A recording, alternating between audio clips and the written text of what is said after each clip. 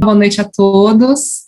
Eu acho que as pessoas vão entrar, né, ainda 18h30 agora, mas para a gente respeitar o horário, vamos já iniciar. É um prazer estarmos aqui nessa segunda aula. A primeira aula foi super interessante já, né, uma aula com bastante participação, temas muito interessantes. E a ideia agora, né, na primeira aula a gente teve uma apresentação de preparar uma investigação interna, da metodologia, das preocupações, das dificuldades, e a ideia agora nas próximas aulas é a gente tratar cada um dos pontos que foram abordados na primeira aula. Então, a gente começa hoje falando da tecnologia forense, e na próxima aula a gente vai falar de revisão de documentos com mais detalhes, depois as técnicas de entrevistas, e aí até passar pelas negociações com cada uma das autoridades em si. Então, eu vou apresentar os nossos palestrantes de hoje, para a gente poder começar. Laura, você quer falar alguma coisa antes da apresentação dos dois? Não precisa. Não? Muito obrigado então, a todos pela presença. Vamos em frente. Então, tá bom, pessoal. Vou apresentar rapidamente para não comer aqui o tempo dos dois. Bom, nós temos hoje o Marlon Jabbour, um profissional com mais de 20 anos de experiência em prestação de serviços relacionados à computação forense, investigações, disputas e cibersegurança. O Marlon atuou em grandes investigações no país e atualmente é líder de prática de Forensic Integrity da UI, liderando aproximadamente 260 profissionais no Brasil, Argentina e Chile. Com ele, dividindo hoje a banca, nós temos também o Felipe Leitão Valadares Boquete, que é doutorando em Direito da Regulação pela FGV do Rio de Janeiro. Desde 2004 é servidor público federal da carreira de especialista em políticas públicas e gestão governamental, tendo atuado em atividades de avaliação de políticas públicas, e desde 2009 ele está trabalhando no Sistema Brasileiro de Defesa da Concorrência. Primeiro, na Secretaria de Direito Econômico, na área de investigação a cartéis em licitações, e depois no CAD, onde ele é, desde 2015, coordenador-geral de análise antitruste, na unidade responsável pela área de inteligência, operações e análise de dados. Então, feita essa breve apresentação, passo a palavra para os dois. Marlon, Felipe, com vocês. Obrigado, Tatiana. Tatiana, muito obrigado pela apresentação, muito obrigado ao IBRAC pela oportunidade de estar aqui com vocês hoje à noite. Muito honrado de estar junto com o Felipe aqui, dividindo essa aula. É um tema que, a parte de computação, né, de coleta forense, ele é um tema que ele é bem... A tecnologia forense, especificamente, ele é um tema ele é bastante importante em processos investigativos. É um tema que nós, olhando do ponto de vista corporativo de investigações internas, a gente sempre percebe a relevância que o CAD dá para o assunto, e a forma como o CAD, já de longa data, e foi pioneiro em fazer requisições específicas sobre o assunto. Então, é um prazer estar aqui falando neste contexto sobre tecnologia forense. E nessas aulas, especificamente, o meu objetivo é sempre falar muito da metodologia em si, dar uma visão mais ampla sobre o que se deve se tratar e quais são as questões que são importantes para para que o praticante, para quem esteja conduzindo a investigação, consiga olhar para esse tema e fazer as perguntas adequadas, porque cada situação é uma situação única. Então, a ideia realmente é falar de metodologia e estar focado em ajudar vocês a compreender esse tema. Para isso, eu vou usar um modelo de referência, que é conhecido que é o modelo de referência criado globalmente, que é o eDiscovery Reference Model.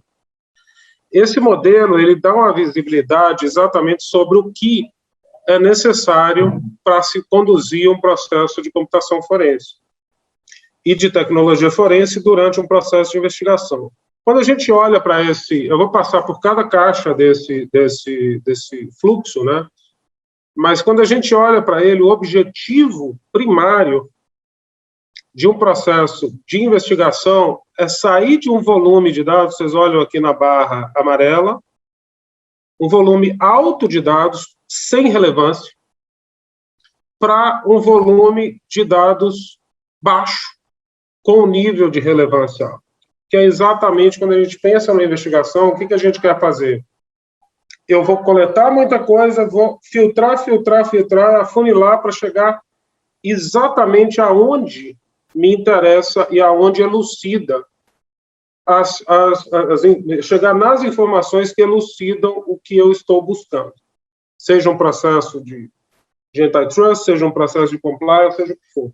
Então, conceitualmente, o objetivo de aplicar técnicas, de aplicar a tecnologia, que é exatamente isso que eu comentei. Reduzir volume e aumentar a relevância.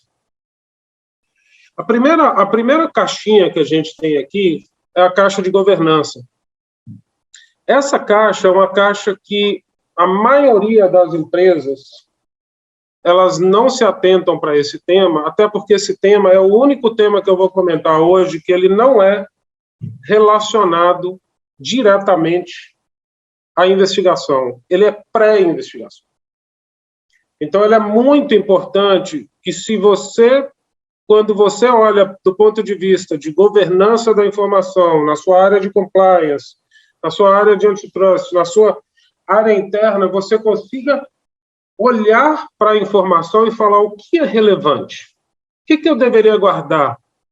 Por quanto tempo eu deveria guardar? Quais são as obrigações legais que eu tenho em cima dessa informação?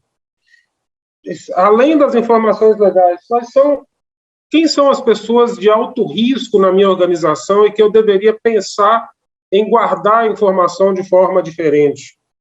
Porque, eventualmente, eu vou querer olhar para eles numa investigação de cartel ou numa investigação de anticorrupção.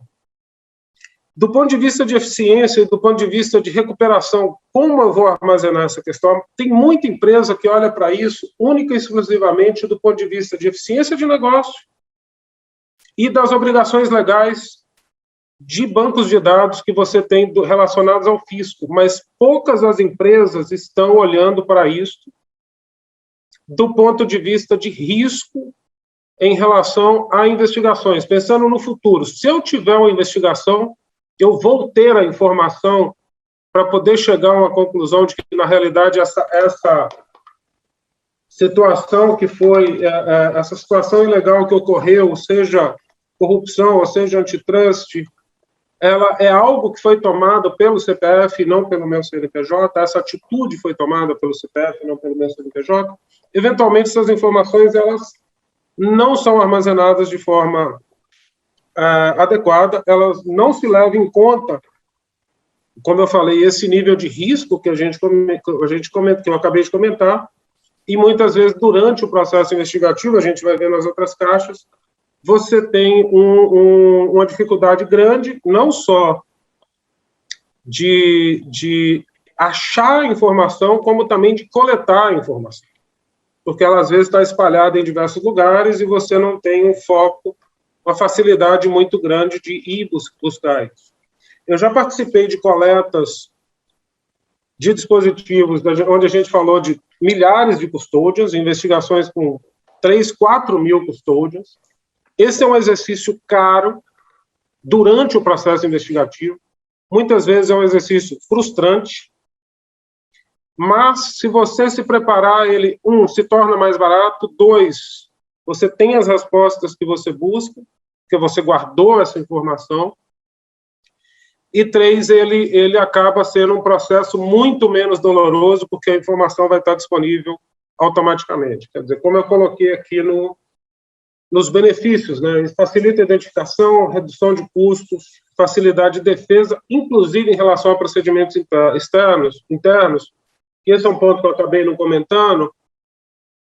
Em algum momento você vai sentar na frente da autoridade e vai falar assim, olha, eu não tenho meu backup de tal informação, eu perdi tal informação. Se você demonstra um ambiente interno mais robusto, é muito mais simples você explicar por que você não tem, o que aconteceu, ou por que aquela informação existe ou não existe. Então, assim, é uma situação que a gente vê pouco as empresas fazendo, mas a gente entende com a maturidade que está chegando em relação ao tema, a tendência é que o mercado comece a olhar para isso de forma mais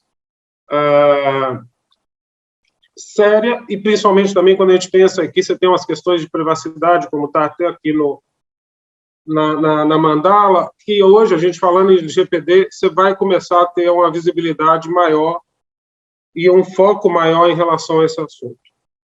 Seguindo em frente, eu também estou preocupado com o tempo, e eu quero passar o máximo de informação aqui para vocês. Quando eu saí, eu preparei meu ambiente, ou não preparei meu ambiente, mas chegou uma denúncia, e eu tenho que fazer um processo de investigação. Vocês viram aí nas aulas anteriores, vocês vão fazer lá a identificação dos custodiantes, e vão identificar quem são as áreas envolvidas, vocês vão olhar para o passado e falar assim, do ponto de vista de negócio, o que eu quero olhar? Eu quero olhar isso. Do ponto de vista de tecnologia forense, eu vou querer saber o seguinte, tá bom, essas são as pessoas, né? Eles que têm essa informação. Agora, aonde estão esses dados? Que jurisdição esses dados estão? Quais são os recursos que vão poder me ajudar a buscar esses dados? Eu vou precisar de gente de TI, eu vou precisar de gente de legal, o que eu vou precisar fazer? Que tipo de informação existe nesse ambiente?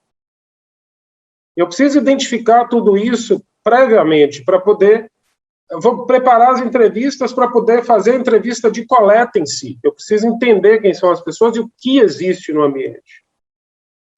Esse time, ele é um time, quando eu vou estabelecer o processo de olhar onde estão as informações, eu preciso envolver TI, eu preciso envolver legal, eu tenho que olhar questões de privacidade de dados, eu tenho que olhar diversas questões antes de fazer a coleta. Eu vou dar um exemplo, onde a identificação falhou em um cliente que eu fiz aí há 15 anos atrás, uns 15, 16 anos atrás. Lá fui eu para o Chile, porque me mandaram coletar 10 computadores lá no Chile. Fui lá, coletei, trabalhei a noite inteira, peguei todos os computadores, voltei para o Brasil, e assim eu recebi orientação de fora do Brasil. E estou no Brasil esperando o cara me falar, me manda esses dados, né? Estou esperando ele me pedir os dados. Um belo de um dia eu recebo o telefonema falando, olha, descarta tudo. Legalmente eu não poderia ter conduzido daquela forma. Então, no processo de identificação, eu deveria já saber que no Chile, naquela época, eu precisaria de um notário para poder fazer aquela coleta. Era a visão legal. Hoje em dia, quando a gente olha para o nosso ambiente, eu preciso saber que eu tenho que olhar para as questões de LGPD. Preciso ou não preciso? Como é que está o ambiente da tecnologia? Tudo isso tem que acontecer no momento onde eu estou identificando o ambiente, a jurisdição, quem são as pessoas, que tipo de informação que eu vou pegar, e eu preciso olhar para isso e planejar o quanto antes. Marlon, se você vai conseguir cobrir todas as situações, não vai. Mas você vai conseguir cobrir a maioria delas. Muita coisa vai acontecer durante o processo de coleta, muita coisa vai dar errado, é normal, mas se você tiver um plano bem detalhado, você vai ter um sucesso na maioria dos casos. Outro ponto que é bastante importante neste momento é o mapeamento de dados. O que existe na companhia? Tem e-mail? Que arquivos? Tem arquivo departamental? Tem base de dados? Que base de dados? Guarda log de chat? Dispositivo, posso pegar, não posso pegar? Usa celular corporativo, não usa celular corporativo? Que backup existe? Tem sistema legado? Eu tive situações no passado de descobrir, durante o processo de coleta, que existia lá um servidor guardado com todas as caixas postais da época da migração do software de e-mail. Isso é uma coisa que você tem que explorar durante o processo de identificação para que você consiga fazer a coleta. E isso aí, muitas vezes, é realmente experiência e conversa com a pessoa de tecnologia e com as áreas para entender o que aconteceu e como a empresa tem se comportado do ponto de vista tecnológico, né? E que informações existem. Detalhe, eu estou falando aqui de tecnologia forense, mas pouco tempo atrás estava na investigação que 90% dos dados eram papel. Ainda existe. Então, vamos pegar os papéis, vamos digitalizar os papéis, vamos organizar isso da forma adequada. Então, você também tem que olhar para isso e você também tem que pensar, entender quais informações existem, em que formato elas existem. Sei que informações são, vou fazer a coleta, vou fazer a preservação e vou fazer a coleta. Coleta, certas situações que a gente vai ter, né? Eu estou falando aqui, vou partir do pressuposto que a gente já está fazendo uma coleta forense. Você vai ter que usar ferramentas adequadas, que considerem os dispositivos que são usados, incluindo aí celular, computador, servidor, os documentos físicos, como eu falei. Não adianta eu ir lá e simplesmente tirar foto. Será que essa foto vai me permitir fazer um OCR, ou seja, transformar aquela imagem em texto para que seja searchable ou não? Será que eu tenho que trazer uma máquina? Então, a coleta ela tem que olhar para o tipo de informação que a gente vai coletar e usar as ferramentas adequadas para esse tipo de informação. Outro ponto que a gente tem que olhar, localidade. É muito comum em grandes investigações ou situações onde você tenha pessoas em diversos lugares, e principalmente agora, durante a pandemia, que eu vou ter que fazer coleta na casa da pessoa ou em diversas cidades. Posso fazer em paralelo, serialmente, eu posso falar com uma pessoa agora, outra pessoa amanhã, e outra pessoa depois de amanhã, ou eu preciso colocar um time com 20 pessoas? Qual o risco? Porque a hora que eu inicio a primeira coleta, as coisas começam a se mover. As pessoas vão se falar e as coisas vão começar a se mover. É algo que foge completamente do seu controle. Então, vou ter que mandar 10 caras para 10 casas ao mesmo tempo, ou vou ter que mandar 10 caras em 5 cidades diferentes. Tudo isso você tem que olhar. E a questão de privacidade de dados, né? Você tem toda a briga hoje em relação ao LGPD, mas antes até do LGPD, você tem questões específicas, principalmente quando você fala em celulares. Posso coletar o WhatsApp? Não posso coletar o WhatsApp? Celular da pessoa, não é da pessoa? Tudo isso tem que ser tratado e tem que ser endereçado durante o processo de coleta e identificação, como a gente falou anteriormente. Outras situações que durante a coleta, ou até um pouco antes da coleta, pode ser até durante o processo de identificação, que temos que pensar. Suspensão de deleção. Vou guardar, quero que os processos de backup, processo de deleção automática, como backups, sejam suspensos, que sejam parados, por quanto tempo? Preciso ou não preciso? Hold notice, vou avisar para o cara que ele não pode deletar nada? Quando vou avisar? Como alguns já brincaram comigo, não é hold notice, né? Deletion notice. Eu mando para o cara e o cara deleta na hora, né? Porque ele fala, pô, o cara vai vir pegar meu computador aqui, então eu vou deletar. E, como toda questão, como vocês vão ver em vários momentos aqui, você tem que ter tratamento de exceções. Vão ocorrer exceções. Eu quero fazer tudo com encase, com imagem física, mas eu chego lá na hora, eu tenho um computador específico que eu não tenho uma conexão para aquele disco rígido. Então, talvez eu tenha que fazer uma imagem lógica. Como eu vou documentar isso? Qual a razão? Por que foi feito dessa forma? Porque, eventualmente, o Felipe vai olhar para isso e falar, pô, eu, CAD, não estou confortável. Então, a documentação e o tratamento de exceção tem que ser muito rígido. De onde vem? Quais são as bases de dados? Quem é que usava aquele computador? Qual o número serial daquele computador? A imagem foi feita adequadamente? Não fez imagem física? Fez lógica? Por quê? Isso tudo tem que ser contado em documentação. Especificamente nos nossos projetos, a gente faz essa documentação de forma física. São papéis que a gente preenche, porque pessoas vão anotar, vão assinar a cadeia de custódia e vão fazer um trabalho. É importante que a gente memorialize, as pessoas assinem que entregaram e que a gente devolveu esses dispositivos para os seus custodiantes. Eu vou dar uma acelerada, que eu estou um pouco preocupado com o tempo.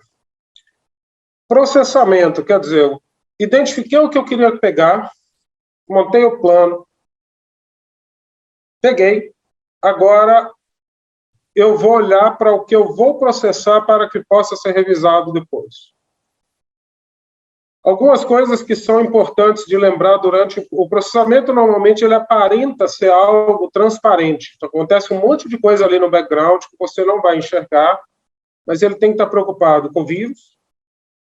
Você pode injetar um vírus dentro do ambiente de processamento. Ele tem que estar preocupado com exceções durante todo o processo.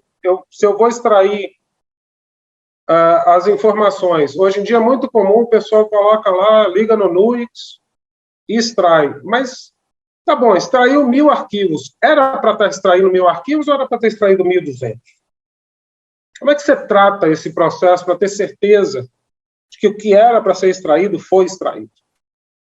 Isso para a gente, como praticante, fazendo a investigação, ou para a gente, como firma de auditoria, olhando para uma outra firma fazendo a investigação, quando eu estou no processo de shadow, é muito importante eu saber.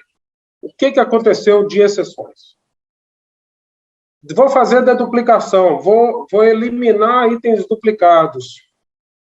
Vou fazer isso de forma local, global. Tem impactos que precisam ser avaliados. O que é deduplicação local, Marlon? É só, se eu pegar o computador do Felipe, mas o computador do Reinaldo e do Lauro, seria deduplicar entre os documentos do Felipe.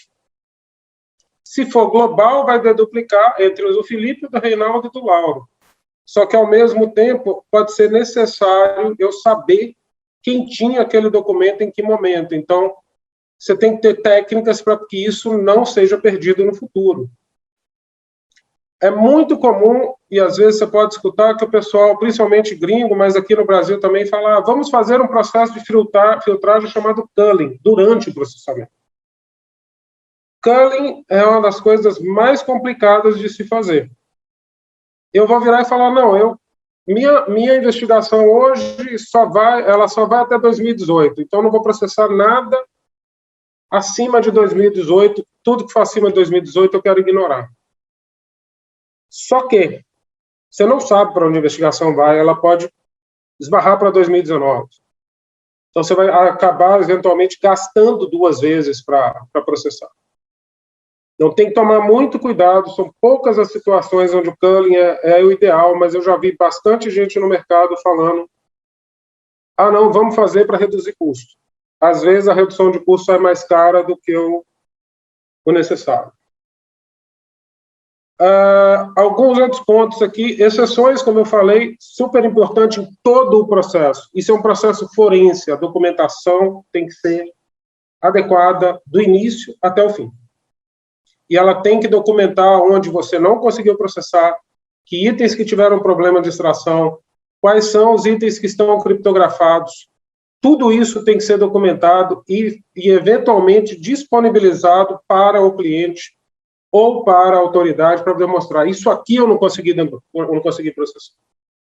Então, esse é um processo que ele parece simples, mas acontece muita coisa por trás. E quando eu estou fazendo shadow, é algo que eu olho com bastante atenção como esses procedimentos foram tratados. Revisão e análise, né? Vocês vão ter aula na próxima aula, vocês vão estar falando de revisão de documentos. Então, não vou entrar em detalhes aqui, mas o ponto da tecnologia aqui é te ajudar a reduzir. E você vai reduzir como? Você vai reduzir através do filtro de metadados. Você vai, ou seja, quais são os dados, data de e-mail, eu quero aquele corte. Quem falou com quem? Eu quero aquela pessoa falando com aquela outra pessoa durante aquele período. Isso tudo é metadado. Aquele arquivo que foi criado em tal data, eu quero as versões dele. Eu pego isso em metadados. E filtro por ali. Palavras-chave, é o mais comum, né? Que palavra tem em tal local? Tratamento de spam, eu identifiquei que tem milhares de e-mails aqui que são propaganda, então você já elimina automaticamente. Uso de Technology Assisted Review. Hoje em dia a gente tem tecnologias que você consegue ensinar para a máquina o que você quer encontrar. E a máquina vai classificar aquela documentação para você de acordo com a relevância daquele que você indicou para ela, que você ensinou para ela. para grandes volumes de dados, isso aqui pode ajudar significativamente o processo de revisão. Entretanto, tem que ser olhado com bastante calma, porque você corre o risco de deixar a coisa para trás ou de enviesar a máquina. Se você achar que já sabe qual é a situação e que é só aquela situação, a máquina pode acabar enviesada porque você enviesou ela. Você tem que tomar muito cuidado quando você treina a máquina. Mas é uma tecnologia que é utilizada fora do Brasil, é utilizada no Brasil, já foi utilizada em litígios e que facilita bastante o processo de revisão. Você tem toda a questão de perfil de dados, né? Se os dados são ou não são adequados conforme o esperado. Por exemplo, custodiante X, falta 6 meses de dados nesse caso. O que aconteceu aqui? Ele tirou licença? Ou simplesmente ele escondeu o dado de mim? Ele apagou e eu não vi. Então, perfil de dados é bastante importante, é importante conhecer. As ferramentas de revisão também, elas te permitem verificar como está o andamento do caso, você organizar a informação de forma adequada e, principalmente, verificar que os seus revisores estão fazendo a coisa correta, que é mass coding. Eu já tive casos onde a gente identificou, através de relatórios que a gente gera normalmente, onde se identificou que a pessoa estava selecionando 100 e-mails e marcando de forma tudo não relevante. Então, o cara não estava realmente fazendo o trabalho que ele deveria fazer. O time de tecnologia forense, junto com o time de revisão, ele estabelece protocolos que ele verifica a qualidade da revisão e a qualidade do que está sendo feito para evitar coisas, por exemplo, como o mass code. E você tem toda a parte... Oi, chegou uma pergunta aqui para você, que é bastante específica do que você está falando, então vou aproveitar e te interromper. Tá bom? O Rubem Pires está te perguntando qual a sua experiência com Carving. Vocês conseguem bons resultados? Data Carving? Eu já tive uma situação específica. Hoje em dia, dependendo do disco, do disco rígido que você está utilizando, muita coisa é deletada automaticamente, até pelo próprio processo. Tem um processo dentro dos discos da tecnologia atual, chamado TRIM, que ele deleta certas informações automaticamente. Mas eu já tive situações, mesmo em discos novos, onde o Carving me permitiu a recuperação de algumas planilhas e de alguns documentos que foram relevantes para o caso. Acho que se você puder falar o que é Carving, acho que nem todo mundo conhece, né? Data Carving seria no meu entendimento também, na pergunta do Rubem, né, usando a mesma tecnologia, a mesma terminologia, se estamos usando a mesma terminologia, seria olhar para o espaço em branco em disco e procurar arquivos ou fragmentos de arquivos nesse espaço em branco e fazer a recuperação desses dados para que eles possam ser utilizados durante o processo de revisão. E, em geral, não é um processo automático. Você tem scripts que ajudam a automatizar esse processo, mas eles normalmente ajudam a identificar pedaços específicos de arquivo e, muitas vezes, a recuperação ela acaba sendo feita de forma manual. Então, normalmente, a gente recomenda a utilização de Carving ou de técnicas mais avançadas de forenses, depois que você esgotou todas aquelas questões que a gente falou ali. Eu não tenho esses arquivos em backup. Hoje em dia, você tem muita coisa que acontece por trás do Windows, shadow copy, que, eventualmente, a informação vai ser guardada. Você tem alguns backups que, hoje em dia, são feitos automaticamente no OneDrive. Então, você esgota todas as questões, as possíveis situações de recuperação antes de focar num tempo em data carving, porque ele requer uma pessoa dedicada, especializada e muitas vezes não dá resultado. Então, assim, mas já tive situações onde eu tive sucesso que resolveu casos. Só que eu exploro e esgoto todas as outras situações antes. Não sei se eu te respondi, Rubem. Respondido. Sim, ele está... Beleza. Eu estou chegando no meu horário. Vou terminar rapidamente aqui. Banco de dados, né? E aí, tudo ali que eu falei em cima, algumas daquelas coisas podem ser aplicadas em dados estruturados, a gente pode aplicar aquilo em tabelas de bancos de dados, algumas dessas questões, mas bancos de dados, normalmente, você vai usar análise financeira, uma análise contábil, e muito de predictive modeling, né? Você identifica um padrão e você aplica, ensina para a máquina e fala assim, olha, eu quero achar outras transações com esse mesmo padrão, e ela busca para você.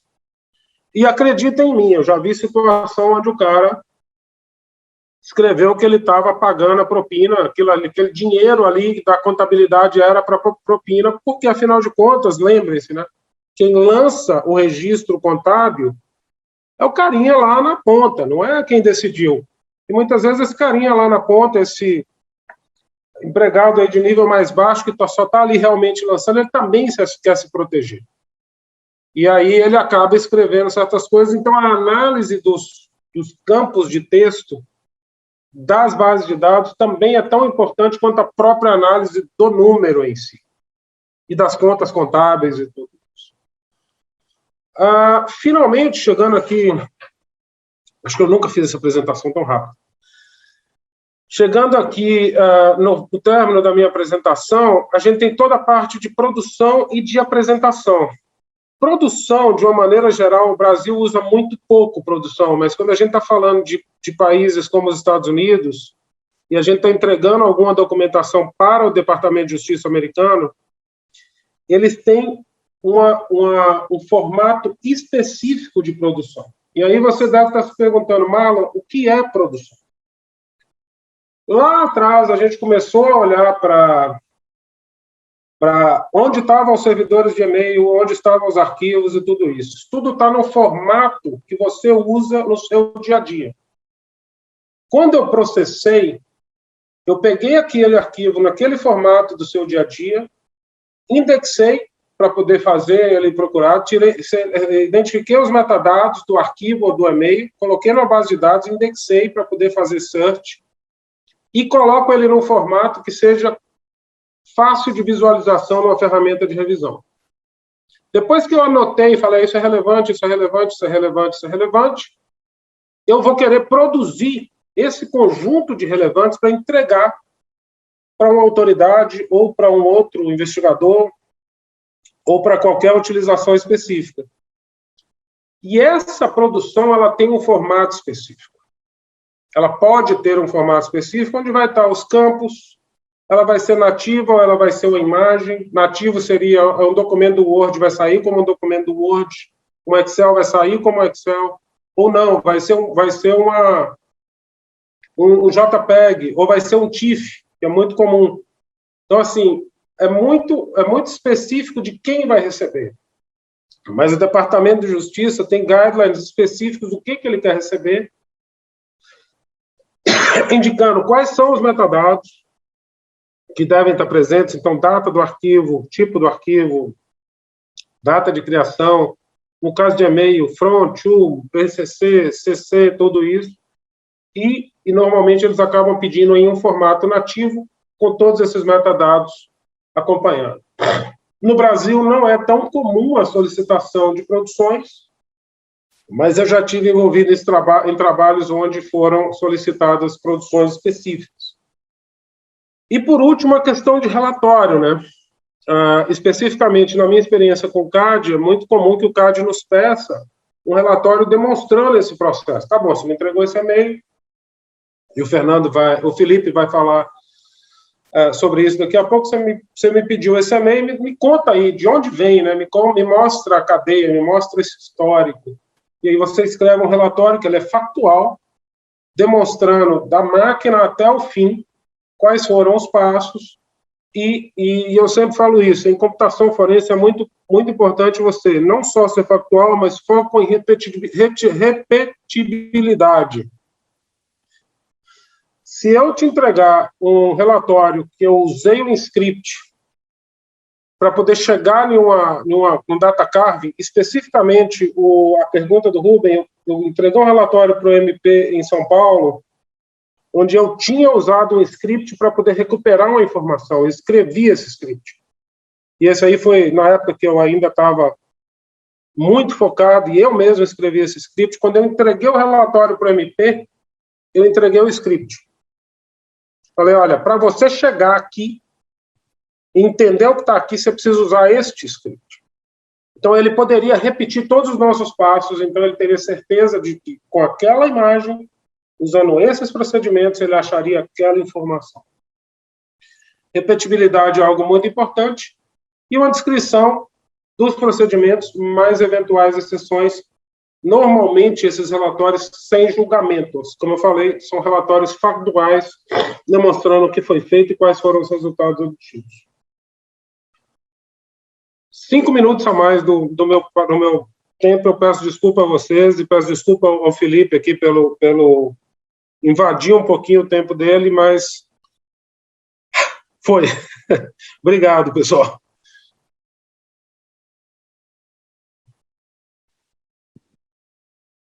Eu já vou compartilhar aqui.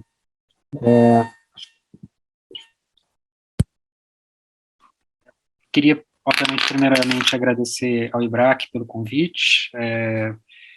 Lógico que quem fala depois tem um desafio, principalmente depois do Marlon, dada a experiência dele, o conhecimento que ele tem a respeito de forense. A ideia da minha apresentação aqui é falar apenas na perspectiva do trabalho que o CAD realiza. Então, deixa eu...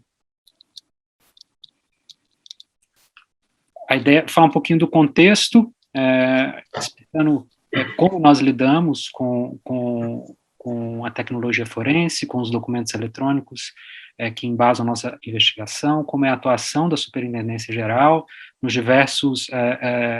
diversas situações nas quais a gente trabalha com documentos eletrônicos, e é importante também falar o que a gente não vai abordar aqui nessa apresentação. A gente não, por limitações de tempo, a gente não vai entrar em detalhes sobre as ferramentas forenses que hoje o CAD utiliza, e nem tampouco falar de casos concretos, dada a sensibilidade do tema. Em primeiro lugar, eu acho que é fundamental ressaltar, eu acho que, em que pese a obviedade de falar isso, mas é muito importante, principalmente quando a gente lida com investigações antitruste, é que hoje a grande maioria dos casos que tem um nível médio de complexidade na Superintendência Geral, a gente lida necessariamente com documentos eletrônicos durante a investigação. Então, hoje, documentos eletrônicos representam uma realidade que é pervasiva na investigação antitruste, mas isso não reduz a complexidade de lidar com esse tipo de realidade. Porque a gente vem percebendo durante a nossa atuação que não apenas há uma evolução natural das tecnologias que são utilizadas. Se há 5, 10 anos atrás bastava aprender um HD de um computador ou fazer um backup de um servidor numa empresa para a gente ter acesso à grande maioria dos documentos que embasariam nossa investigação, hoje todos sabem que para a gente realizar uma investigação, a gente tem que ter acesso a dispositivos móveis, existe uma série de aplicativos que dificultam a investigação, que facilitam a troca de informações com a posterior deleção da informação, e todos, isso eu acho que é uma característica que é comum não apenas da autoridade antitruste que investiga, mas também dos responsáveis por investigações internas, área de compliance. Nós temos que nos adaptar a essa realidade.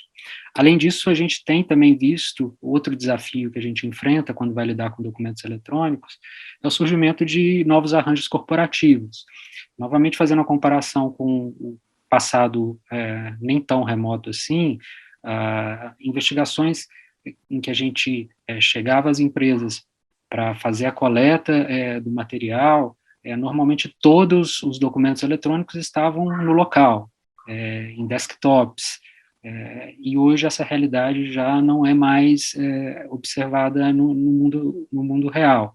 Em contexto de pandemia, então, isso a gente nem precisa falar. A home office agora virou uma realidade, a gente percebe as empresas mudando a relação dos seus funcionários com a tecnologia, com os dispositivos. Isso traz um desafio adicional para a gente lidar com documentos eletrônicos e, obviamente, isso fazer a escolha no leque de opções das ferramentas forenses para a gente conseguir lidar com esse tipo de realidade.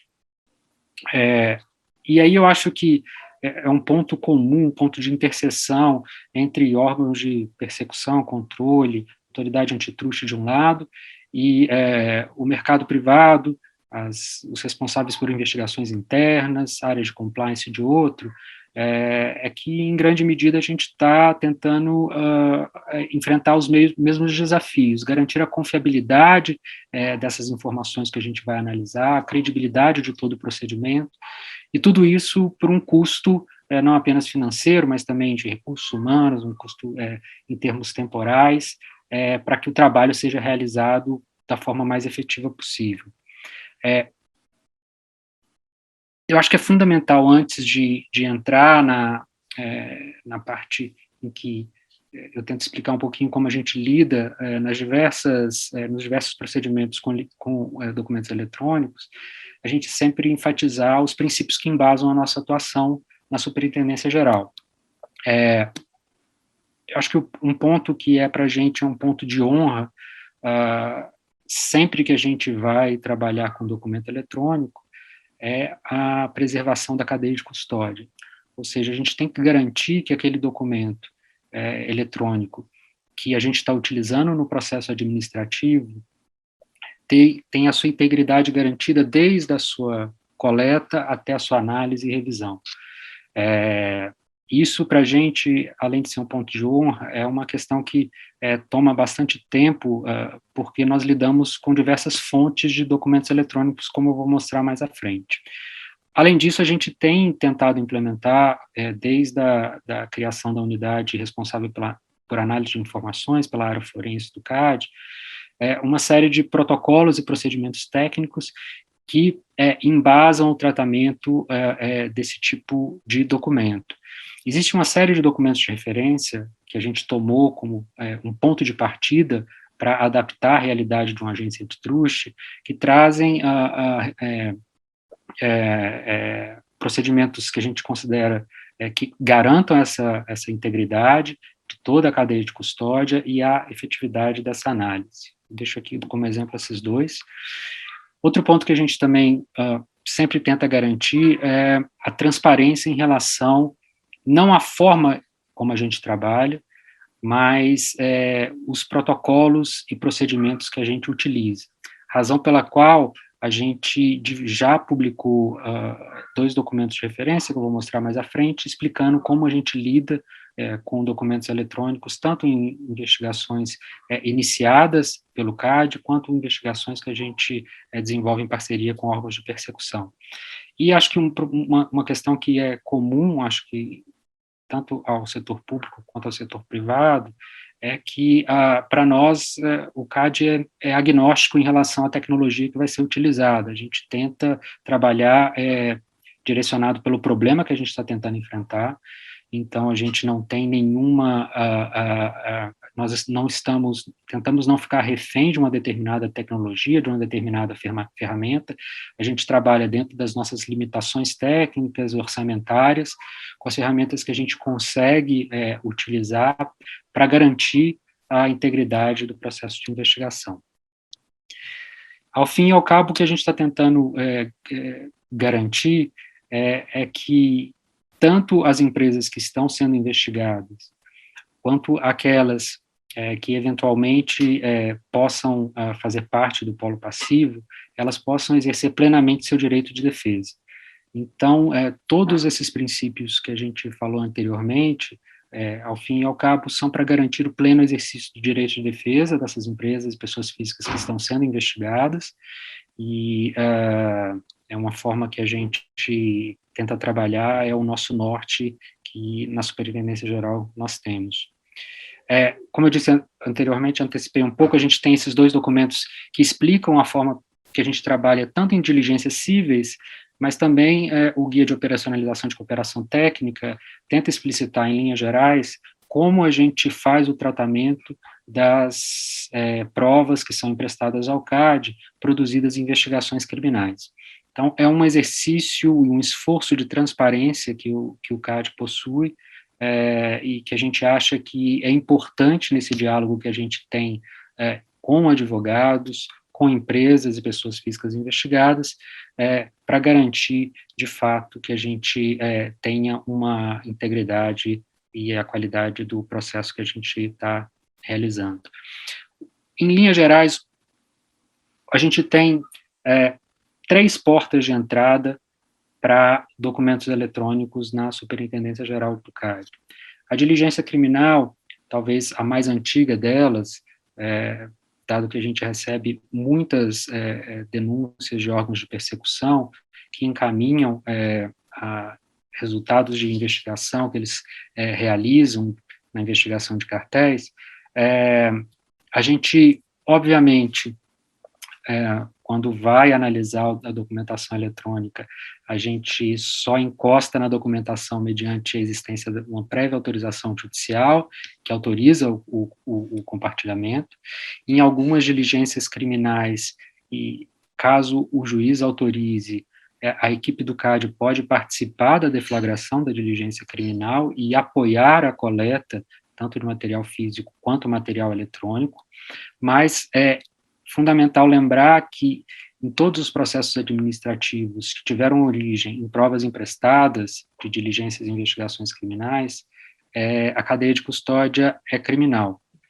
E isso é fundamental, eu acho, que ressaltar, porque todos os questionamentos em relação à cadeia de custódia, aos procedimentos realizados para a coleta, extração, análise, revisão do material eletrônico, devem ser direcionados à autoridade responsável pela investigação criminal.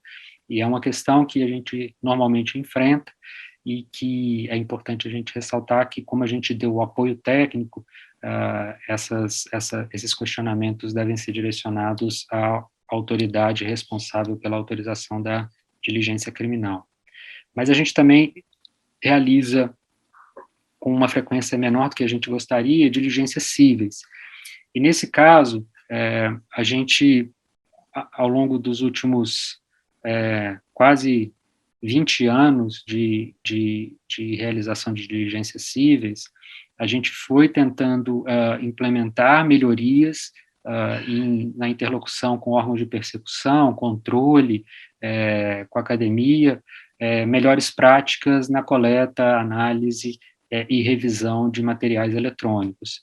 A gente desenvolveu protocolos que nos permitem, não apenas durante a deflagração das diligências cíveis, realizar procedimentos que nos permitam coletar de forma célere e parcimoniosa os documentos eletrônicos que serão úteis para a investigação, mas também a gente desenvolveu, como eu disse anteriormente, uma abordagem procedimental. A gente definiu alguns protocolos visando garantir que a coleta seja íntegra, que seja parcimoniosa, ou seja, o CAD, quando realiza diligências cíveis e vai fazer a coleta do material eletrônico, ele não quer fazer nenhuma devassa na empresa, não quer paralisar a empresa, ele quer realmente coletar, com base nas informações colhidas na fase de investigação de inteligência, o material eletrônico que é essencial para comprovar a hipótese investigativa da Superintendência Geral. Nesse sentido, existe uma terceira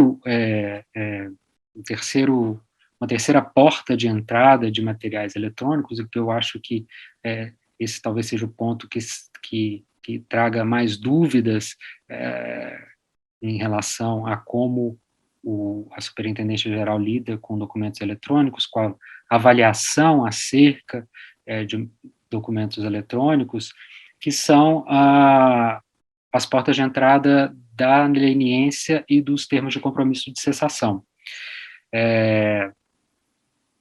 em ambos os guias, existem algumas orientações, no guia de TCC mais detalhado do que no guia de leniência, que apresentam alguns procedimentos que o CAD sugere que sejam seguidos, a fim de garantir o respeito àqueles princípios que nós explicitamos acima.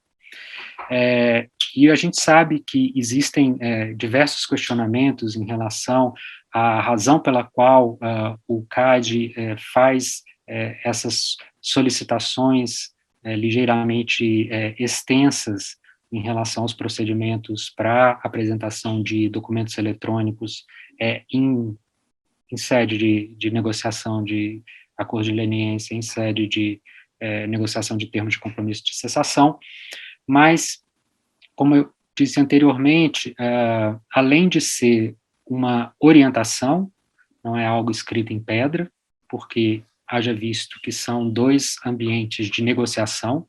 Ao fim e ao cabo, quem decide é quem está na mesa de negociação, analisando os históricos de conduta, os fatos que foram relatados, os documentos impressos e eletrônicos que foram apresentados. Mas a ideia de apresentar essas orientações sugestivas em ambos os procedimentos de negociação foi exatamente tentar garantir, além da transparência com os nossos interlocutores, que esses processos de negociação de fato gerassem documentos e provas que nos permitissem a instauração de processos administrativos e, ao fim e ao cabo, garantissem o adequado direito de defesa pelas empresas e pessoas físicas que resultassem acusadas nesse tipo de investigação. Então, eu sei que podem existir algumas perguntas aí relacionadas aos guias. A gente está à disposição para conversar mais detalhadamente sobre isso, na medida do possível, mas o que eu acho que é fundamental ressaltar sobre essa atuação do CAD quando vai trabalhar com documentos eletrônicos, é que a gente tenta evoluir ao longo do tempo. A gente tem uma equipe dedicada a fazer interlocução com órgãos de persecução e controle, com a academia, buscando as melhores práticas, obviamente tendo as limitações relacionadas a recursos humanos, financeiros. Não é trivial investir em tecnologia forense, principalmente um órgão público. A gente tenta trabalhar de uma forma que garanta o respeito àqueles princípios que a gente indicou anteriormente, para garantir a integridade e efetividade do processo administrativo, e a gente tenta ser o mais possível agnóstico em relação às tecnologias e às ferramentas. A nossa ideia é sempre trabalhar de forma procedimentalizada, na construção de protocolos que permitam que a gente, independentemente da ferramenta que está sendo utilizada, a gente consiga fazer uma análise correta e uma análise efetiva dos documentos eletrônicos que a gente coleta diretamente em diligências cíveis, recebe de prova emprestada das diligências criminais ou analisa em sede de negociação de TCCs e acordos de leniência. Queria agradecer a vocês pela paciência e a gente está à disposição para quaisquer perguntas. Obrigada, Felipe. Obrigada, Marlon. Foi super interessante. Pessoal, vamos abrir para perguntas. Fiquem à vontade para fazer a pergunta diretamente ou mandar pelo chat, quem preferir. Se ninguém quiser começar, eu posso começar com a minha pergunta, que eu achei que ia ser a primeira de todas, que eu até já tinha falado para o Marlon. Marlon, vou expandir um pouco a minha pergunta, então, que eu te fiz quando a gente conversou sobre o curso. Você falou sobre o Whole Notice, e na outra aula também isso foi comentado, né? Quando a empresa manda esse alerta, o efeito é contrário e todo mundo sai apagando tudo. Então, a minha pergunta é possível recuperar documentos apagados? E aí eu divido em dois: documentos, me referindo a e-mails, documentos que estão no laptop, no servidor, E conversa de WhatsApp, tem como recuperar a conversa apagada? Vamos lá. A resposta, super advogado, eu devo estar cercado de advogados aqui, a resposta é depende, né? Depende de muitas coisas. Depende, como eu falei em data carving, até o tipo do disco, quando a gente está falando de arquivo, vai influenciar se a gente vai conseguir recuperar ou não. Então, assim, a deleção de informação, ela normalmente, ela não, a não ser que ela seja feita de uma forma específica, o que acontece em Mac ou em alguns outros tipos de sistema operacional, ou usando software específico, ela não sobrescreve automaticamente o dado. O que eu quero dizer com isso? É mais ou menos, eu costumo usar a analogia de uma prateleira e livros. Você sabe que o livro tal, que é aquele arquivo X que você apagou, ele está na prateleira 1. Quando você faz uma deleção normal, você apaga como se fosse um índice de uma biblioteca dizendo que aquele livro está naquele lugar. O livro ainda continua lá, até que ele seja sobrescrito ou jogado fora, que eventualmente pode acontecer por causa do disco. Isso, e aí, por exemplo, se você apaga algo, começa a criar novos arquivos muito rapidamente, existe uma possibilidade, até por uma questão física, tá? Também a depender do disco, que aquele pedaço seja utilizado imediatamente. Então, é muito difícil você afirmar com certeza se você vai conseguir ou não recuperar informações.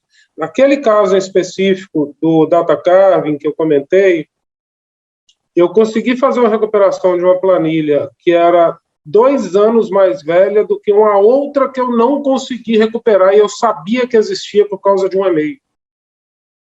Então, você vê que teve uma situação de utilização normal do disco, onde ele não sobrescreveu por alguma razão, que não é algo que você consegue explicar, aquela planilha mais velha, mas uma planilha mais nova, que eu sabia que tinha existido naquela máquina, porque eu já tinha visto aberta, ela foi anexada a um e-mail que foi aberto naquela máquina, eu não consegui fazer a recuperação.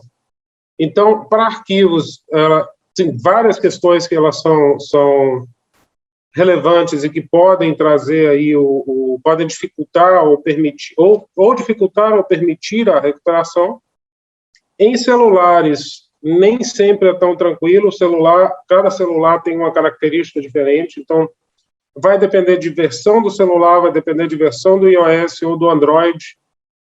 Então, celular também é um negócio muito complexo. Por outro lado, se você extraiu a base de dados do WhatsApp, algumas das versões antigas de WhatsApp, especificamente, elas faziam somente deleções lógicas. Então, muitas vezes é possível, dependendo da versão, que a informação deletada de mensagem ou foto ainda esteja lá. Então, vai depender, e é importante você agir rapidamente na preservação para tentar recuperar. E um ponto que eu lembro lá no início da minha apresentação, né? Nós já tivemos situações de coleta em vida real, onde a pessoa não entregou o celular, mas achamos um backup do iTunes na máquina com todas as informações do celular. Pela política, a análise do jurídico, do legal, do escritório que estava conosco, poderíamos usar, porque estava coberto na política da empresa, então eu praticamente tive um backup de todo o celular ali. Então, a coleta de informações, aqueles 2 primeiros passos, identificação e coleta, ela tem que ser abrangente o suficiente para tentar também cobrir essas questões.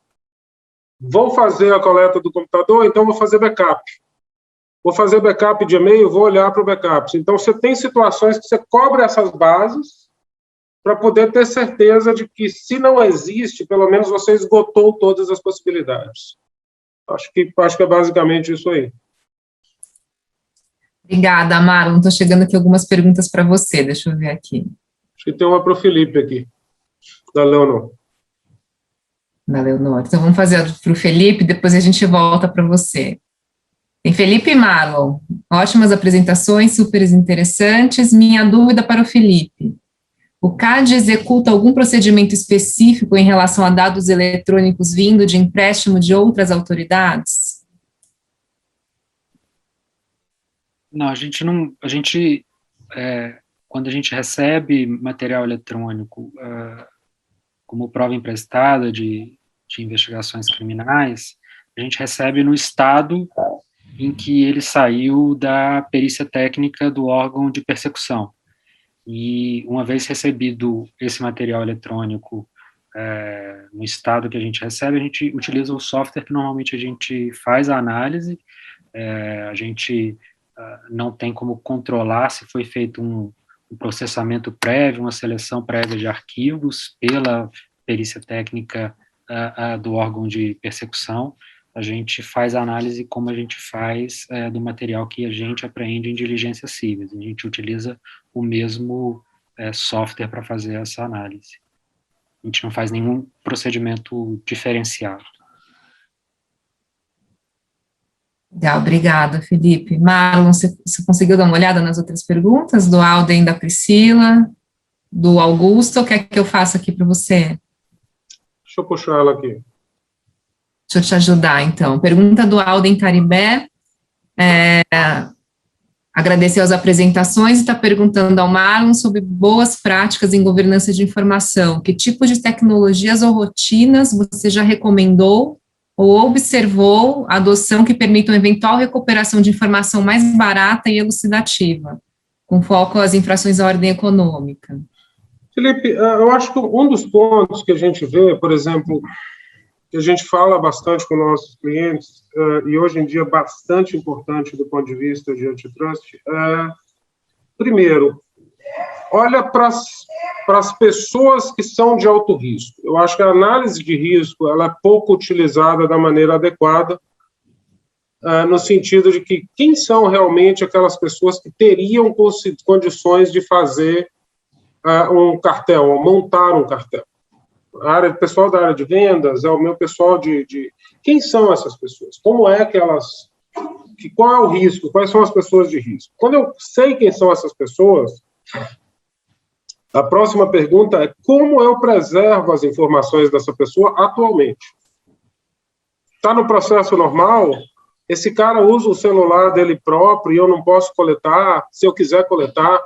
Se eu tiver que fazer uma pergunta para o celular dele, por exemplo, onde ele estava, né? Vamos lembrar, né? Isso aqui, se a gente abrir o nosso celular e olhar, vai lá no Google Maps, você acha no seu histórico, ele vai dizer onde você estava.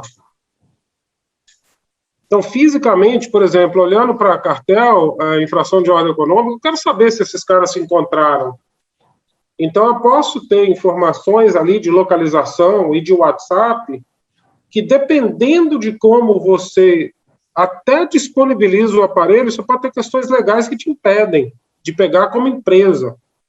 Será que não vale para ter um conforto de que nada está acontecendo, que esse grupo seja tratado de forma diferente, que a configuração e a guarda de dados deles seja feita de forma diferente? Por exemplo, se eu vou dar um iPhone, será que a conta do iTunes que ele vai criar automaticamente não deveria estar ligada à companhia e não à pessoa, como quase que 100% dos casos de coleta a gente encontra, e o cara pode brigar e falar, não vou tirar essa senha?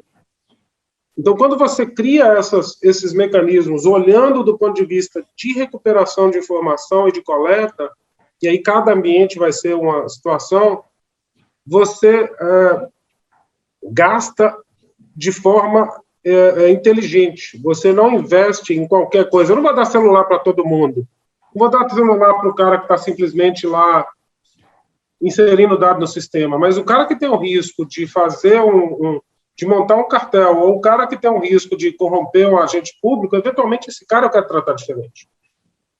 Então, os backups deles vão ser mais adequados. Eu vou querer que o backup do celular seja feito na máquina, que ele pode jogar o celular pela janela, né, na hora que eu for lá buscar. E eu já vi, tá? Não jogar pela janela, mas máquina roubada é uma coisa que acontece toda hora. Vamos coletar a máquina do cara. Ah, não, roubaram, está aqui o BO.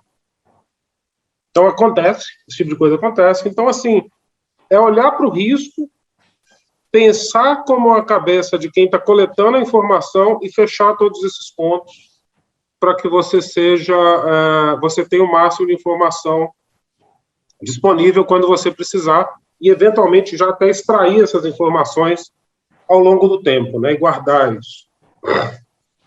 Perdão. Muito bom, Marlon. Outra pergunta para você aqui da Priscila Brolio. Você comentou sobre o relatório de análise, acho que aqui é o relatório de certificação, né? Ressaltando que ele não inclui um juízo de valor sobre os achados. Essa é uma boa prática a ser adotada por empresas que estão fazendo trabalho de forense e investigações, mesmo que tenham assessoria de advogados especializados? Esse é um tema que até talvez o Felipe possa dar a visão de CAD também. Assim, olhando do ponto de vista de investigação, quando eu estou atuando como uma pessoa independente. Eu quero que Felipe olhe para mim como uma pessoa que eu e o escritório de advocacia, que trabalhamos juntos, normalmente trabalhamos juntos com o escritório de advocacia, que ele tenha confiança de que eu sou independente. Então, eu não vou fazer julgamento em relação à companhia, se aquilo ali é válido ou não é válido. Esse julgamento pode ser feito pelo time de advocacia ou por um time específico, se for uma questão criminal. Então, a ideia é dar uma visão clara e independente de como foi feito aquele procedimento, para que seja qualquer pessoa que olhar para aquilo e falar, não, a EY foi lá e coletou aquela informação da maneira adequada, processou utilizando uma ferramenta que é uma ferramenta de mercado, tratou as exceções adequadas e executou esse procedimento que trouxe essa evidência à tona. Então, quando eu passo por todo esse processo, eu quero fazer ele de uma maneira, eu não quero criar viés para que eu seja questionado ou dê aparência de que eu estou fazendo eu estou de algum lado nessa questão, não estou de lado nenhum, estou do lado de mostrar o procedimento. Somente isso. Então, por isso que eu coloco o relatório. E só antes de passar para o Felipe, né, em relação à questão de, mesmo que tenha assessoria de advogados, você está fazendo internamente, é importante que você também olhe para isso de forma bem agnóstica e bem fria. Porque se você começar a colocar cor nesse negócio, talvez você internamente também você vai criar um problema. Então, talvez valha a pena você ser bem frio. Olha, fui lá, peguei, está aqui, extraí, este é o trabalho e estas são as evidências relacionadas a esse tema. Mas cada caso é um caso, cada caso é um ambiente específico. Felipe, você gostaria de complementar também? Não, acho que da parte do CAD a percepção é exatamente essa, assim, a razão pela qual a gente criou aquelas orientações é exatamente nesse sentido, que a gente tem um trabalho técnico em relação aos procedimentos que são utilizados para coleta, extração, para permitir que os analistas, no caso da leniência, por exemplo, do TCC, façam a avaliação da qualidade daquele documento para a conduta que está sendo investigada.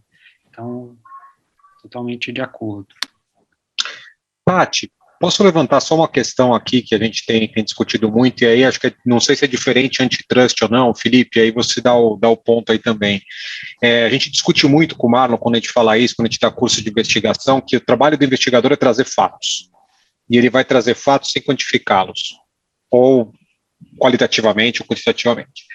É diferente quando, se o investigador acumula a posição também de fazer o disclosure para a autoridade, de levar isso também como a pessoa que que leva a questão para a autoridade para negociar um acordo com o CAD ou para negociar um acordo com a CGU. Quando acontece isso, sim, tem que haver uma qualificação. Então, pode ser feito pela mesma equipe, ou seja, a equipe que faz a investigação é a mesma equipe que faz o contato e a negociação com as autoridades, ou não, uma equipe diferente, em que não existiria aqui conflito. Só existe conflito se você tem a mesma equipe que achou os fatos faz a defesa, que é diferente de fazer a colaboração, de levar as provas e aí aguardar qual que é a negociação a ser feita em termos de pena. Só queria levantar isso daí, Tati, que é um ponto controvertido que a gente pode até acertar depois, mas queria também saber como o Felipe vê isso.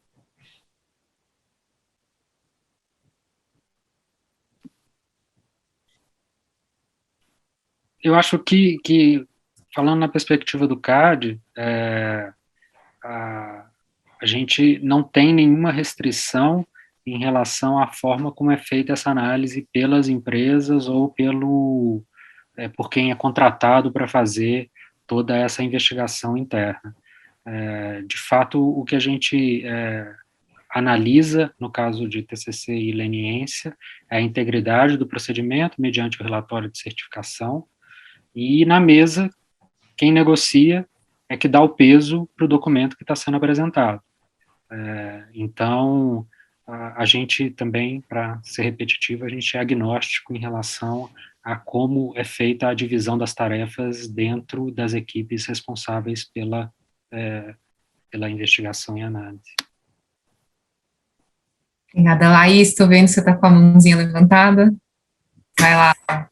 Oi, gente. Oi, Felipe. Oi, Marlon. Que é a Laís, sou do Tozini, da equipe de compliance. Eu queria saber a opinião do Felipe sobre... O Marlon comentou rapidamente no começo sobre usar o Technology Assisted Review.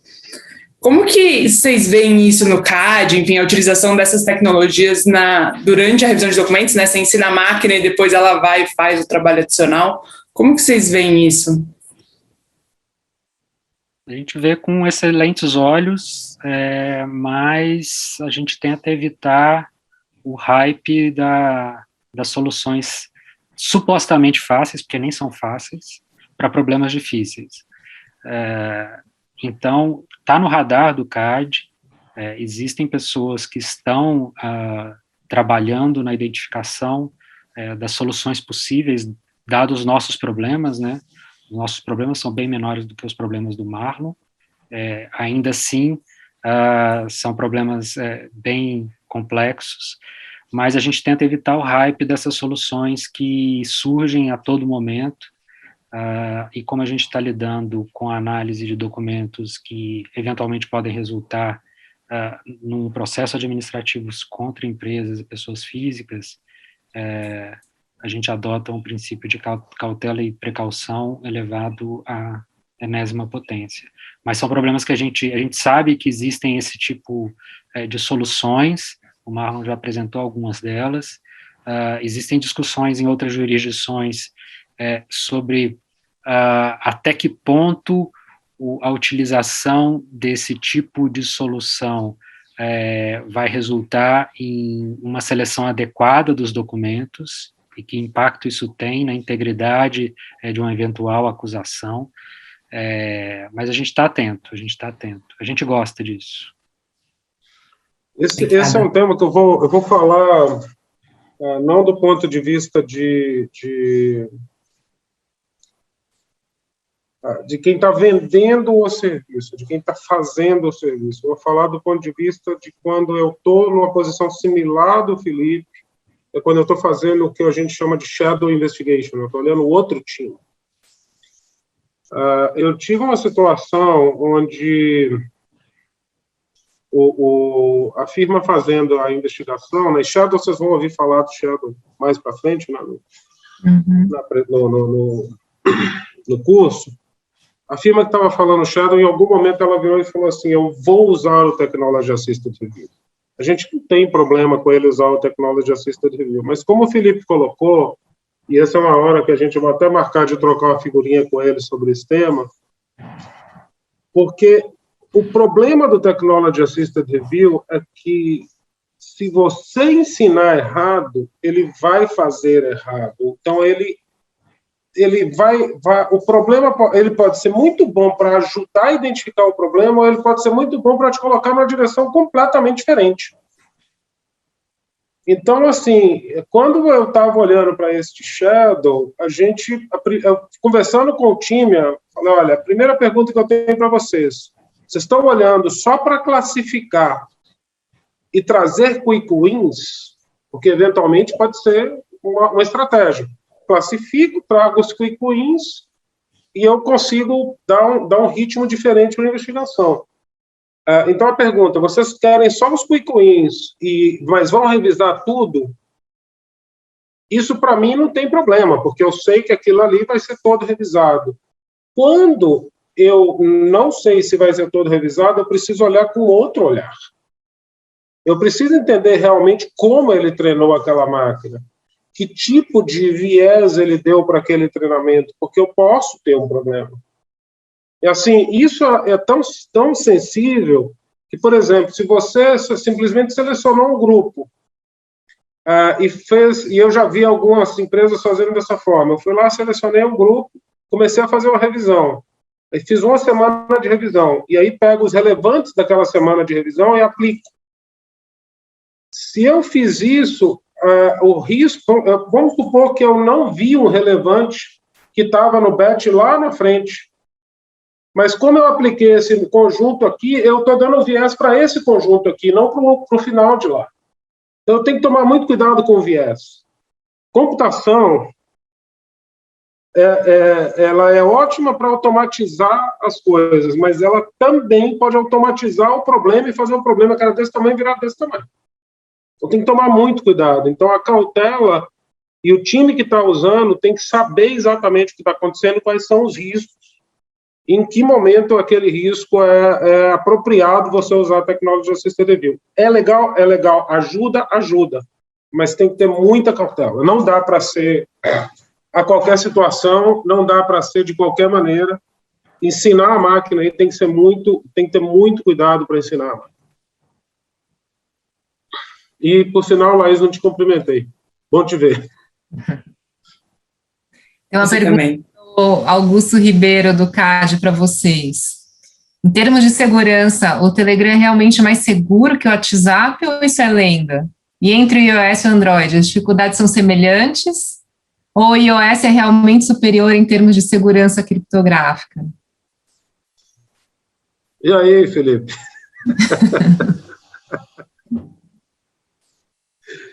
Você quer ir ou vou? Pode ir, que você vai dar uma resposta bem melhor do que a minha. Vamos lá, né? Telegram. Telegram não usa vamos lá. WhatsApp, Signal e outras ferramentas. Como é que era o nome daquela outra? Fala isso aqui no chat que é AutoCAD. Wicker. Oi? Wicker, Marlon, aquela que apaga automaticamente. Exato, Wicker. São ferramentas que utilizam algoritmos de criptografia abertos. Qual é a vantagem de se utilizar um algoritmo de criptografia aberto? Que, em geral, esse algoritmo de criptografia já foi atacado por diversos pesquisadores. Na maioria das vezes, um algoritmo de criptografia aberto é mais forte do que um algoritmo de criptografia fechado. Por que eu estou falando isso? Porque o Telegram usa um algoritmo de criptografia fechado. Então, assim, tecnicamente, o Telegram corre o risco... Tecnicamente, não. Teoricamente, o Telegram corre o risco de ser mais inseguro do que o WhatsApp, porque utiliza um algoritmo de criptografia fechado e, em teoria, ele pode ter mais problemas, porque fazer um algoritmo de criptografia não é uma tarefa simples. É uma tarefa complexa e você precisa ser um ótimo matemático para fazer isso. Você tem diversos matemáticos, como, por exemplo, o Bruce Schneier, que inventou o Blowfish, que é um algoritmo de criptografia, tentou fazer o Blowfish se tornar o AES, que é o utilizado aí pelo WhatsApp e por outros, que é o padrão do governo americano, e o Schneier não conseguiu. Então, não é um negócio trivial. Você tem que ser um ótimo matemático para fazer isso. Então, isso aí, ponto para o WhatsApp. Por outro lado, o WhatsApp, ele tem algumas características de destruição de mensagem, de gerenciamento de chat, que até pouco tempo atrás eram inferiores ao Telegram. Então, se eu não estou preocupado da minha informação ser capturada durante a transferência de um celular para o outro, que é onde a criptografia vai me pegar, e eu sou preocupado, por exemplo, que a mensagem seja deletada em relação ao tempo, que a mensagem não fique armazenada num backup local. Então, certas coisas o Telegram acabava sendo melhor. Hoje em dia, o WhatsApp já tem algumas características de que ele consegue apagar mensagens e ele consegue ter um nível de segurança similar ao nível de segurança do Telegram. Então, eu particularmente, eu acho que desde que você conheça as características de segurança, seja do WhatsApp ou do Telegram, eles são razoavelmente similares. Entretanto, autenticação de 2 fatores. Então, dá para ser roubado, como a gente já viu aí acontecer várias vezes, e a gente está discutindo aí a questão dos procuradores, o Steph está discutindo aí hoje. Possível hackear, o Telegram tem uma característica, e para os chats não secretos, ele guarda informação em diversos servidores no mundo.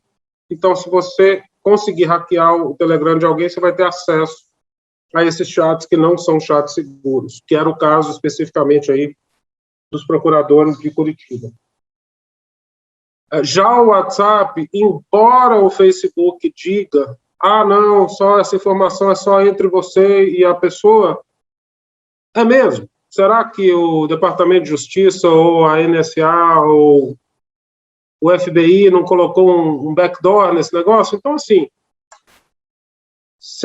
os dois têm mecanismos de segurança que você consegue ser seguro o suficiente se você acreditar que os caras não estão roubando os seus dados. Acho que a resposta é essa. Se você tem dúvida se o cara vai roubar seu dado, paga.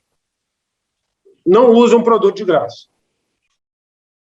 Entendeu? Não dá para você confiar que o Facebook não vai usar o seu dado ou que ele não vai entregar o dado para a NSA. Não dá para você confiar que o russo lá, que é o dono do Telegram, não vai entregar seus dados para o Putin. Então, na dúvida, pague, compre de alguém e pague. Não seja você o seu dado a forma dele ganhar dinheiro. Se a gente tem projetos onde a gente teve uma necessidade de chat seguro, a gente contratou serviços específicos de chat para poder, na época não tinha Teams, para poder fazer comunicação de forma segura. Então, hoje em dia eles têm segurança, sumarizando, né? Segurança similar, mas você precisa entender como usar.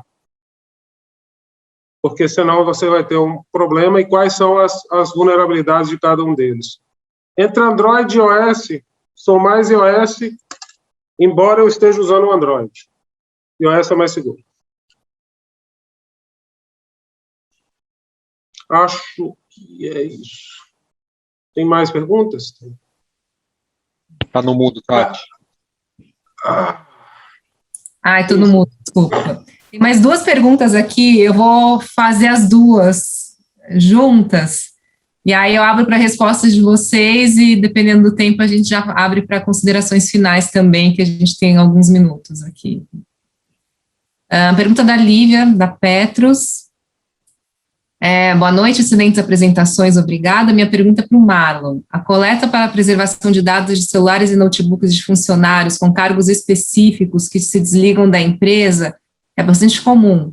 É aconselhável lavrar ata notarial ou pode ser dispensável? Porque às vezes pode ser um custo que não se justifica. Qual a melhor prática? E aí, outra pergunta aqui para Marlon e Felipe, da Aline Baldoni. A internet das coisas trouxe novos fatores que afetaram forensics. Com o crescimento de dispositivos interconectados e a interseção de inteligência em diversos ambientes e equipamentos, novos obstáculos vêm sendo enfrentados pelos peritos digitais. Qual o seu conselho para as empresas no sentido de garantir a segurança e preservação do legado? Felipe, o CAD tem algum posicionamento a respeito? Eu abro para vocês. Eu vou passar rapidamente sobre a donatária. E talvez, Felipe, não sei se é algo que vale a pena você comentar, se o CAD, se é algo que interessa ao CAD. Né? Em geral, a questão de ata notarial durante os nossos trabalhos, ela é discutida muitas vezes na nossa prática, né? Assim, não estou falando de uma maneira de experiência prática.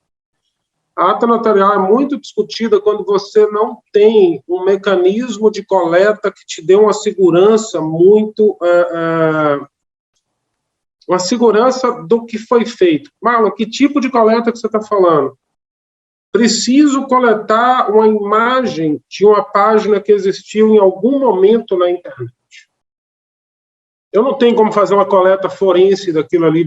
Eu tenho como baixar, fazer uma coleta forense daquilo que eu baixei, mas pegando o gancho do Felipe, né, a origem do dado é a web. Como é que eu garanto que aquele dado, na hora de eu baixar, eu não alterei ele antes de copiar para um ambiente, para o meu container forense?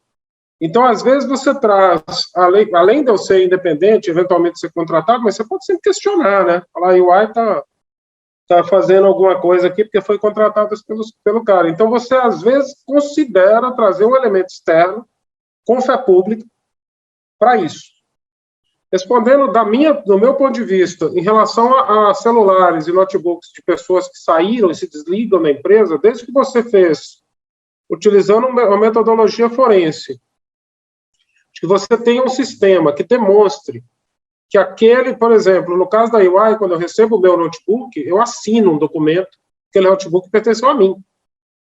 Então, desde que você cria a cadeia de custódia, de que eu fiz aquela coleta, documente que aquela coleta daquele computador, que aquele computador pertenceu até mim, guarde essa documentação junto com a imagem, para mim é o suficiente. Você consegue mostrar do início até o fim, e a imagem em si, quando eu analisar, ela vai demonstrar que ela pertenceu àquele usuário específico, que você também tem que demonstrar que aquele usuário era utilizado por aquela pessoa. Se você fizer esses links, você consegue defender o seu trabalho no futuro sem precisar de um notário. Felipe, você gostaria de complementar? Perfeito. A experiência que a gente tem exatamente com o uso de notário para fins de apresentação de documentação para o CAD é exatamente essa.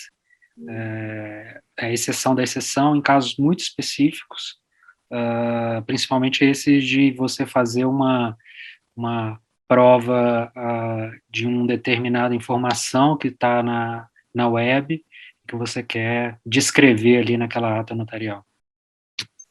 Em relação a celulares de ex-funcionários, dispositivos de ex-funcionários, normalmente o que é apresentado para o CAD é exatamente isso.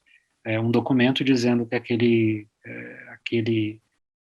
dispositivo pertenceu ao funcionário X no período tal e preserva a cadeia de custódia.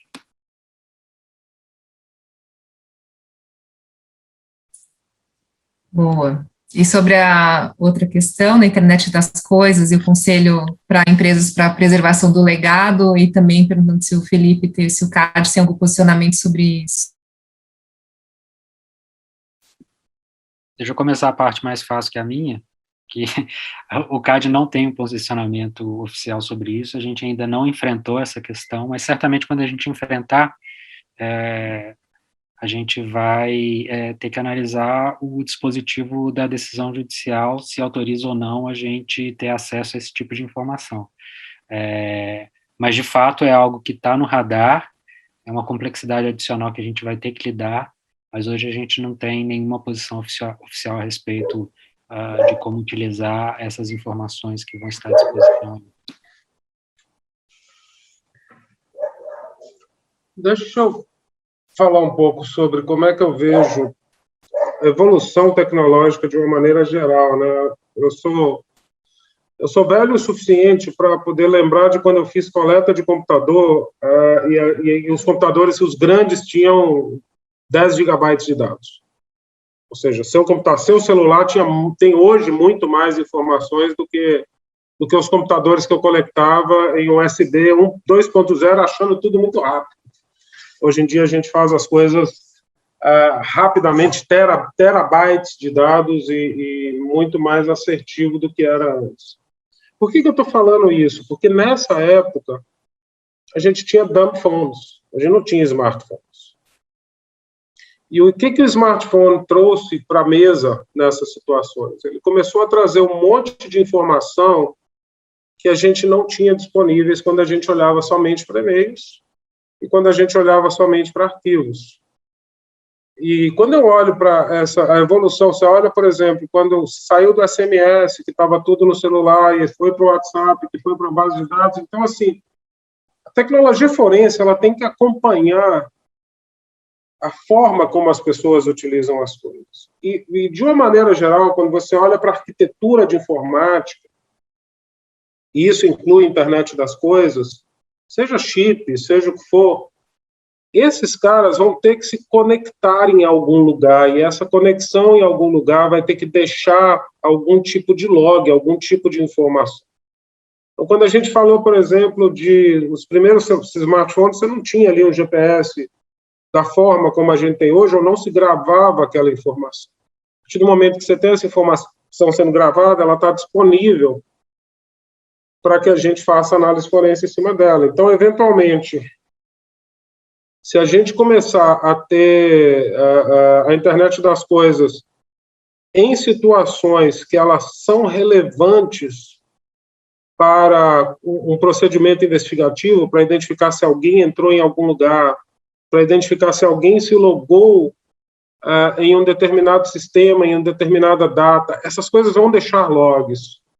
E aí é muito importante aquilo daquela questão da governança da informação, porque se aquilo não for feito, eu vou fazer aquilo durante o início da identificação. Vou chegar, sentar e olhar para tudo. E esse olhar para tudo, ele inclui novas tecnologias e como elas são utilizadas. Vamos lá. GPS em satélite, ou GPS que se você coloca dentro do carro, você tem para monitoramento de carro. Pode ser que seja importante na nossa investigação, pode não ser de antitrust, mas pode ser para outra coisa.